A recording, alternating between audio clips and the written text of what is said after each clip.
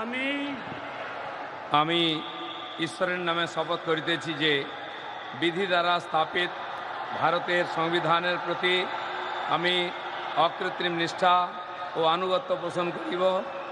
আমি ভারতের সার্বভৌমত্ব ও অখণ্ডতা রক্ষা করিব।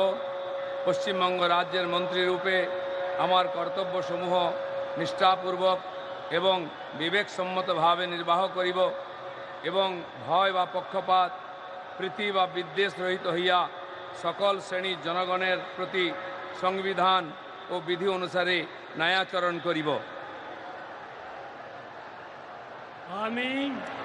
আমি শ্রী দিলীপ কুমার ঘোষ ঈশ্বরের নামে শপথ করিতেছি যে পশ্চিমবঙ্গ রাজ্যের মন্ত্রীরূপে যে কোনো বিষয় যাহা আমার বিবেচনার জন্য আনিত হইবে বা আমি জ্ঞাত হইব, তাহা ওই মন্ত্রীরূপে আমার কর্তব্যসমূহের যথাযথ নির্বাহের জন্য যেরূপ আবশ্যক হইতে পারে তদ্ব্যতিরেকে আমি প্রত্যক্ষ বা পরোক্ষভাবে কোনো ব্যক্তি বা ব্যক্তিগণের নিকট জ্ঞাপন করিব না বা প্রকাশ করিব না।